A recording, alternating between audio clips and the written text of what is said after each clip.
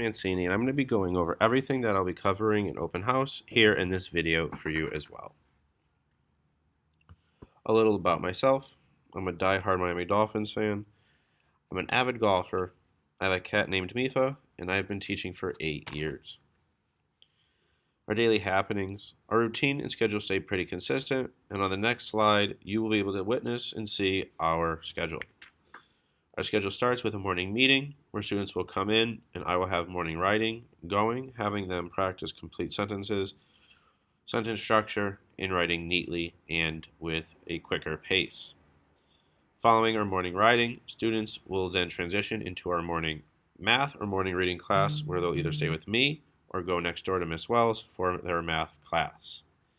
During our intervention time, students will return to me in their homeroom where I will take them into their groups based on their reading levels and help get them ready for the next level of reading they're trying to strive to get to. We will then proceed into science, where we're currently learning about animal structures. The students are very engaged in this lesson, usually love to read and write and learn about animals.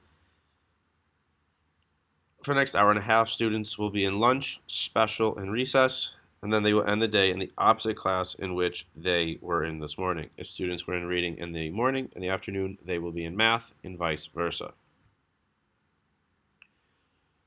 Your child will be receiving a curriculum that includes math, English language arts, science, some social studies, and specials.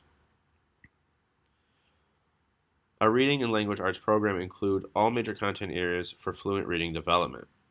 We incorporate vocabulary, reading, writing, and grammar into our weekly routine to help set up students for success. We will be introducing a new reading program this year called Benchmark. Every day, they will also be receiving math instruction from Miss Wells, the other 4th grade teacher, who will be taking the entire cohort for their math lessons. In our homeroom, we will be doing some social studies as it's part of our curriculum, but not a major focus. We will be doing more project-based activities for this. I do projects such as statehood projects, research-based projects for events such as Black History Month, and highlight important days of observation throughout the year, such as things like 9/11. During our science lessons, we will be learning about various topics throughout the year, sound and waves, rock formations, animal structures, engineering, and many more. Here is a list of our specials in which they correspond to the letter day. Every A day, we will be having library. Every B day will be computers. Every C day is gym. Every D day will be art, and every E day will be music. Procedures. Our class runs a tight ship, and for this to happen, we have many daily and weekly procedures to help us out. Every day when your students come in, they'll unpack their bags and take out their morning writing notebook, in which they will start their morning meeting question, which is up on the board with a sentence starter to help jot their memories and get going. We also have homework folders and Friday folders. I give the students desk caddies so they have materials at their desk that's needed, scissors, glue sticks, crayons, and pencils when needed. And we have desk bins inside of their desks to help keep their materials organized, especially when we switch classrooms to keep their things secure in their desk. Subject notebooks. Your student was given a few student notebooks in which all work will be kept by myself and Miss Wells. In these notebooks, we will be using them for each of our content areas such as writing, math, reading, and writing. Friday folders. Friday folders will be sent home every Friday, and we want to return them on Monday or the next day of school that's appropriate. Please take the papers out and check them on the Keep at Home side. This helps keep the folder neat and you up to date with what is going on in the classroom.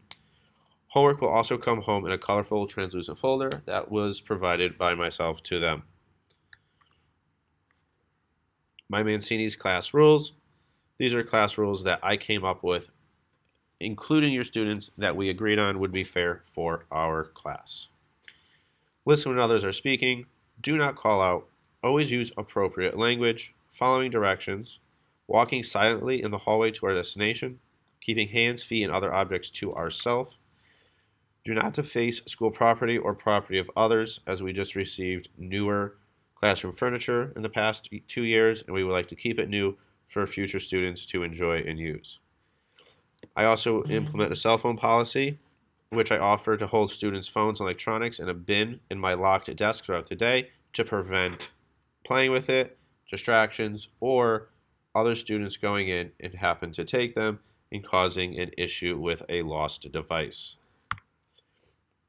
Our classroom rules are displayed in the classroom on the cabinet, and your children have contributed the ideas to this document and acknowledged their participation and commitment to follow them, and how this will be a teamwork to make sure we can have the best year possible.